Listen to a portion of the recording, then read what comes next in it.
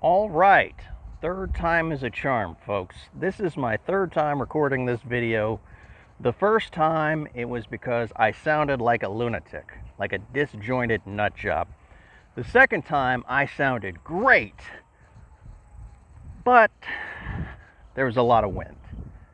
So the breeze was not happy with me. All right, so what are we talking about today? We're talking about how to make a jack of all trades character for your novice level. All right. So if you're new to Savage Worlds, novice is the sort of feeling out the campaign, feeling out the group dynamics, seeing how lethal the world is going to be and what you really need to have. And if you're unsure what to build, I recommend the jack of all trades character, and I'll tell you how to make them. All right.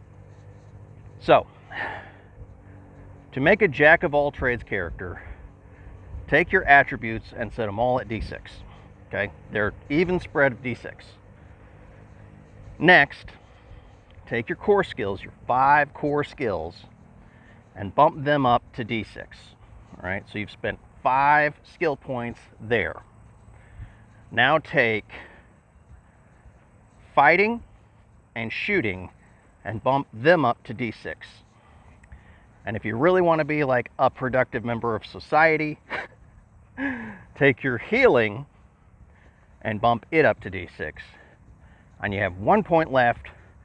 What do you want to put it into? Well, that's kind of your dump skill. But it might be useful later if you were eyeing a specific edge or a certain thing.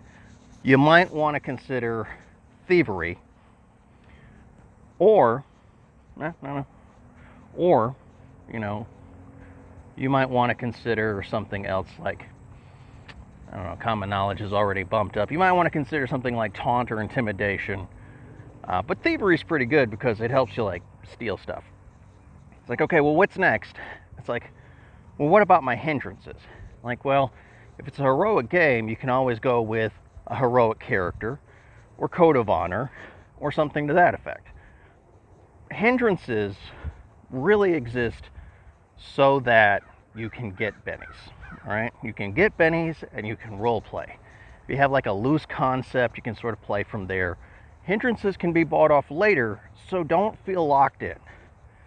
Usually, if it's a heroic setting, going with a heroic hindrance is pretty good. And then, of course, you could do cautious and loyal, like just something simple, like not something that alters your stats too much. Like go for one of the role play hindrances. Okay, well, what about edges? It's like, well, I recommend the luck edge because every good adventurer needs luck. You will need luck in this game. And then it's like, well, what about another? Well, you could probably talk to your game master about not forcing you to buy right away. Let's try and avoid that wind.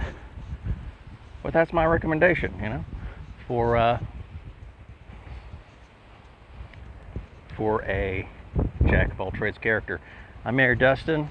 Check out some of the links below. Check out some of our products like the Drowned Warren.